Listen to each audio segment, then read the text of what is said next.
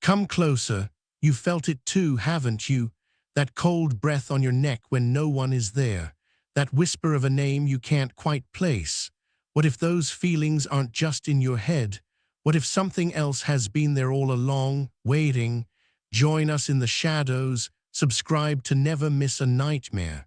Tonight, we begin a new story, a story about what happens when your mind is no longer your own. Dr. Aris Thorne, a man broken by silence, moved into the old Blackwood Institute. Isolated and forgotten, it promised answers no one else dared to seek. His beloved Lily lay comatose. Doctors called it brain death, but Aris refused to accept it. He believed consciousness lived beyond conventional limits. He sought consciousness's true nature, hoping to reach Lily, to pull her back. This old institute felt like his last desperate hope. From the moment he arrived, the building felt heavy, not just with dust, but with a quiet hum. He blamed old wiring. He would catch fleeting movement, a shadow darting across a doorway. When he turned, nothing, just empty space. He dismissed it. Then came the whispers, so faint, so brief, like dry leaves rustling, always just beyond the edge of hearing. A pervasive feeling grew, an unsettling awareness of eyes on his back. A silent observation that made the hairs stand on end. Old buildings held memories, he reasoned. He was simply absorbing its past, just his imagination, grief-fueled. He spent hours in the Institute's forgotten library, the air thick with old paper and something metallic, cold. One afternoon, a heavy book crashed from a high shelf. There was no one else. The title, Residual Consciousness. A tremor, he thought, or simply gravity. He put it back, but the title echoed, a strange premonition. At night, soft, dragging footfalls came from the floor above. He'd listen. They stopped when he focused. A sudden cold swept through his lab. He shivered. Windows were sealed, heating on, an invisible winter chill. Old buildings are drafty, he told himself. Ancient heating, logical explanations. He was a scientist, not one for phantoms. Sometimes a faint, sickly sweet scent drifted, like rotting flowers or metallic like blood. It vanished quickly. He caught his reflection in a dusty mirror. For a split second, his face seemed to twist, not his own. He blamed his own mind. Grief, relentless research. He was pushing too hard. His perception, he feared, was fraying. This building held countless lives, countless thoughts. Perhaps he was simply absorbing its history. A romantic, unscientific thought. One evening, a wave of profound sadness washed over him. Not his grief, but ancient, vast, too immense to be his. Then a whisper, not a rustle, a distinct, soft sound behind his ear. No one, but undeniably present. His heart hammered. He spun around, flashlight cutting darkness. Nothing, just silence. But the fear was real. He tried to dismiss it, but logic cracked. The sheer persistence of these phenomena was wearing him down. He delved deeper into his research, seeking any scientific explanation for residual energy. Desperate for an anchor. He started to think of the building having memory, not conscious, but imprints, like old film reels playing fragments. The feeling of not being alone grew stronger, more insistent. Other minds, other thoughts, just beyond his grasp. He felt a strange urgency to understand, for Lily and for himself. Failure meant vulnerability. One night, a distinct cold touch brushed his arm. He flinched. No draft, just the lingering chill. He began to question his sanity. Was this grief-induced delusion? The thought was terrifying, an icy grip. Then it happened, clear as day. A deep sigh, heavy with sorrow, directly behind him. A human sound, not possible. He turned slowly, his muscles stiff with dread. His eyes scanned the empty room, his breath hitched. And then a whisper. This time it was clear, a name, not his, not Lily's, spoken softly, resonating. The name echoed in the silence. Elena, who was Elena? Why her name to him? Chilling. This was different. Not a shadow, not a draft, not imagination. A direct, undeniable communication. True doubt began. The building was not just old, it was alive. Not biological life, but ancient, insidious. A life of echoes. His scientific mind recoiled, yet a morbid fascination grew. What if these weren't just echoes? What if consciousness fragments? And what if, in trying to understand them, he was opening the door, inviting them into his own mind, unknowingly? The silence of the Institute was no longer comforting. It was a suffocating blanket, hiding untold minds, pressing in. He was not alone, and the thoughts that surrounded him were not his own. They were waiting, they were watching, they were hungry. Soon they would be inside.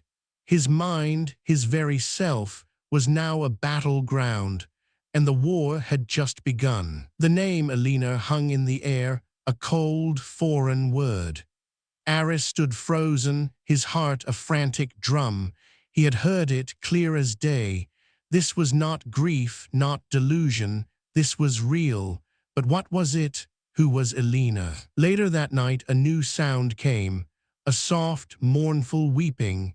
It wasn't loud, but it filled the vast, silent Institute. It felt ancient, heavy with loss.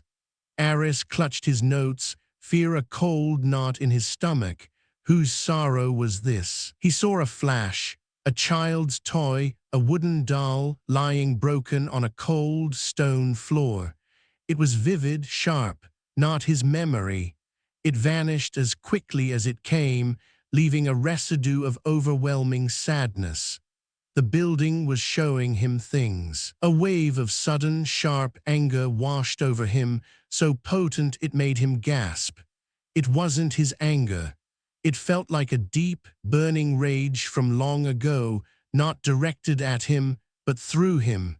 He felt like a hollow vessel. Could a building hold such raw emotion? Could it project it? Or was his mind finally breaking under the strain? We all question what is real when faced with the impossible, don't we?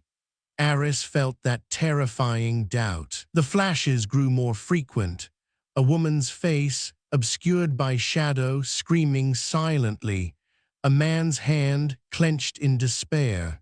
They were quick, like old photographs glimpsed in a dark room, always gone too soon to fully grasp. He started to hear snippets of voices, overlapping, indistinct. A murmur of fear, a cry of pain, a soft sob. They were like radio static, just on the edge of comprehension.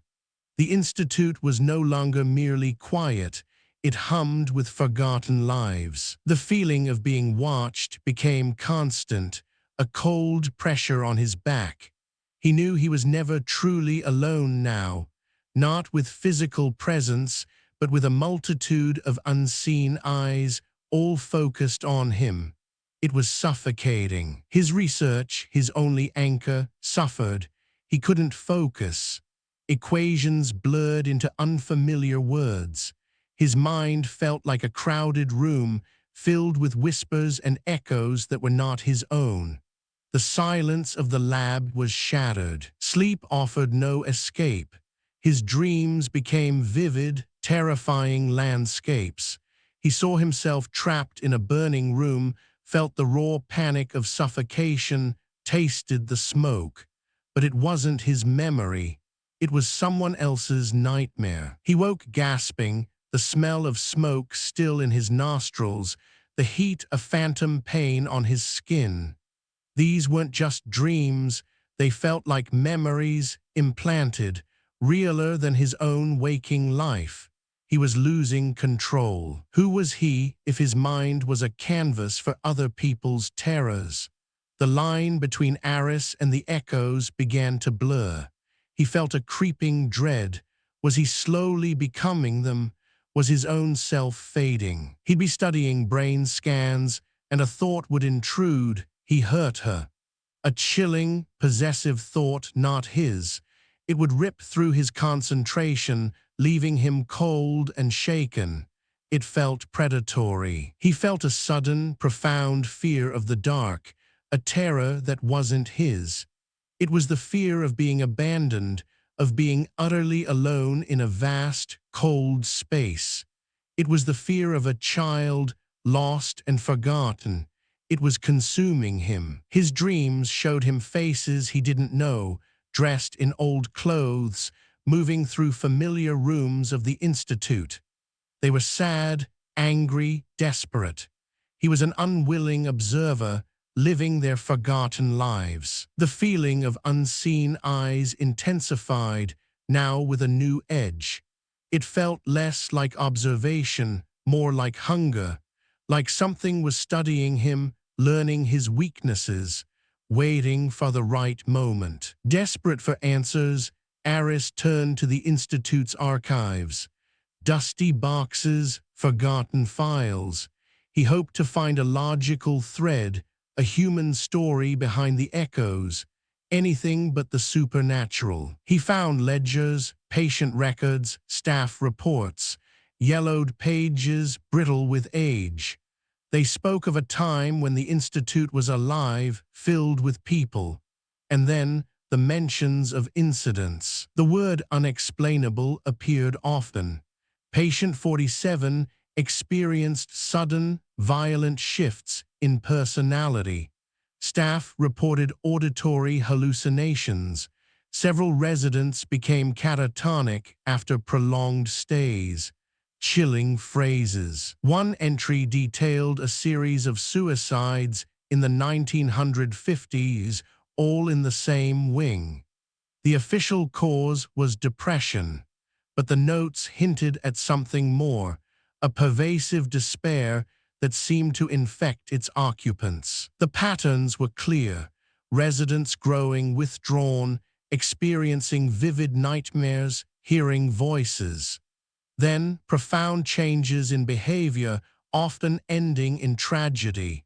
The building wasn't just holding memories, it was repeating them. What if these incidents weren't isolated events, but symptoms? What if the Institute itself was the illness, slowly consuming the minds of those within its walls? A truly terrifying thought, isn't it? Aris felt a cold certainty. This was the cognitive echo, not just residual energy, but an active force feeding on the despair, growing stronger with each tormented mind. And now it had found him. He knew now, the whispers, the flashes, the dreams, they were not random. They were preparations. The echo was testing him, softening him, making him ready for its full invasion. His mind was next. Then the ultimate cruelty. He was in his lab working when he heard it. Softly, clearly, Aris. It was Lily's voice, her exact tone, her gentle query. His breath hitched, his heart stopped. He spun around, tears stinging his eyes. "Lily," he whispered, desperate, but the room was empty, just the hum of his machines. The echo knew his pain. It was using his love against him, weaponizing his grief. Later he heard her thoughts. Fragments of their life together, a shared joke, a private memory, a loving endearment. "You always forget your keys, darling," words only Lily would say. It was a torment. Part of him, a desperate, broken part, wanted to believe it was her, that her consciousness was reaching out. But the scientist in him knew the truth. This was a mimicry, a trap. a cruel, mind-bending trick. The echo wasn't just replaying memories, it was learning. It was adapting. It was using his longing for Lily to break him, to open his mind to its full, insidious invasion. It was a predator, and he was its prey. What could be more terrifying than your deepest love, your most sacred memories, being twisted into a weapon against you? What if the voice of the one you cherished became the voice of your tormentor? He stopped sleeping altogether. The Institute felt like a cage, his mind a battlefield. Every shadow held a whisper, every silence held a scream. He was losing his grip fast. The whispers of Lily's voice became more insistent, more demanding. "Come to me, Aris, let me in." It wasn't a plea, it was a command laced with a chilling, alien authority. It was no longer Lily. In the Institute's oldest wing, a forgotten staff lounge, Aris found a small wooden music box. It was tucked away in a dusty cabinet, a forgotten relic. He picked it up, a strange pull guiding his hand. It was delicate, intricately carved. A name was etched on the bottom, Elena Vance, the name from the whisper. The music box belonged to her. A shiver ran down Aris's spine. It was a direct link. He wound the key, his fingers trembling. A faint, melancholic melody began to play, a child's lullaby, sweet and sad.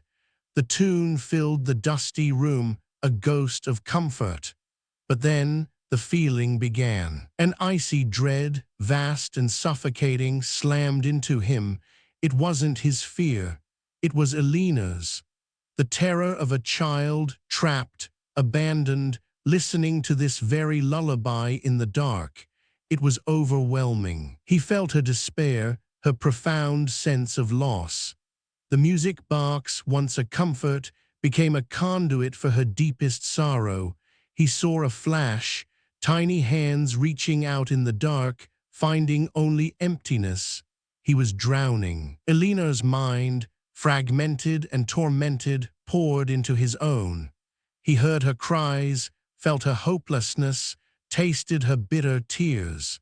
His individual consciousness was being overwritten, consumed by her ancient pain. His own thoughts grew distant, faint. He was Aris, but he was also Elena. Her memories, her fears, her very essence were becoming his.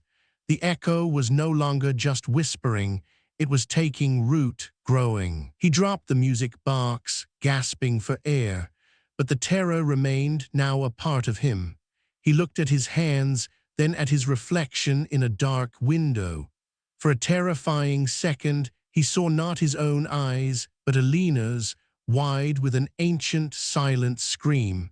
His mind was no longer his own. The war was lost. His mind was no longer his own. Aris saw Elena's pain in his reflection. He blinked.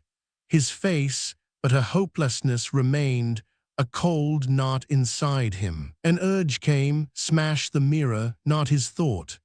Aris gripped the sink, knuckles white, fighting. A hand pushed from inside his skull. Whispers grew, a cacophony of sorrow, rage, fear, not echoes, a crowd inside his head. His own thoughts met alien voices. He walked corridors, drawn by force. Legs moved with purpose. Cold, metallic scent of old blood. A path not his, but his body obeyed. He tried to focus. Words blurred. "They left me here to die," a bitter, ancient accusation. His own thoughts receded whispers. In his lab, he reached for a sensor.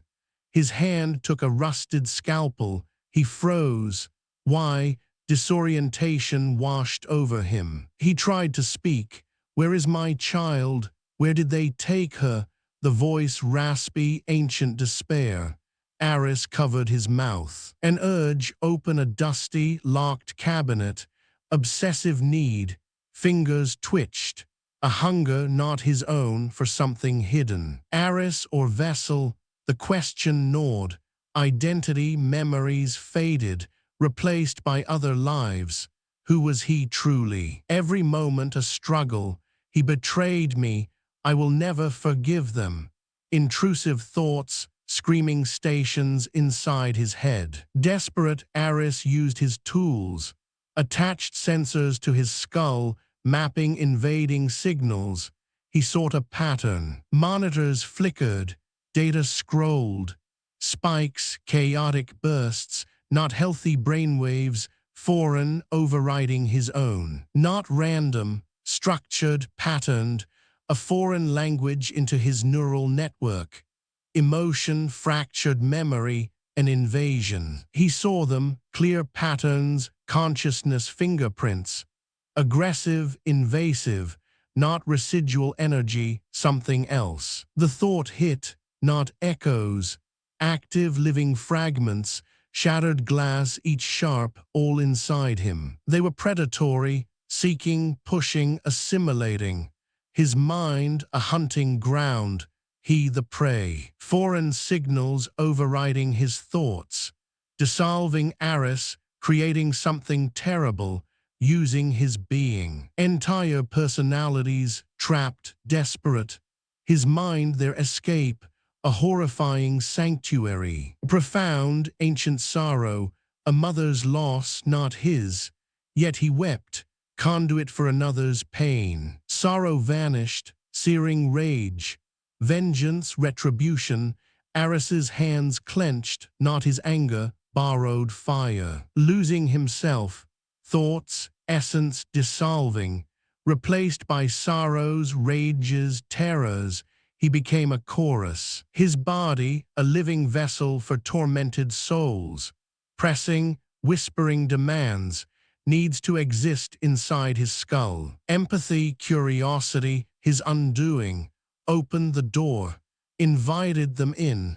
Empathy now parasitic possession. Mind haunting, not bloodlines but thought lines. Past lives clamoring for his present. Deeper terror. Institutes history, pain, despair weaponized. Each tragedy scream, a tool for the echo. Metaphysical brain invasion, not disease. Cognitive takeover. His brain colonized by alien thoughts. He tried to recall Lily, her image blurred, distorted, her face shifted. His mind no longer his. He understood. They used him, his knowledge, tools, desperation for their agenda. He was puppet. Compulsion, activate specific equipment, not for his brain, for something else. Unknown purpose, guided. Whispers unified, a single chilling voice. Blend of souls, monstrous entity. Hunger, ancient need. Powerful pull to the library. Residual consciousness section, not his curiosity, a command from within. His hand, of its own accord, took a heavy tome, plain cover.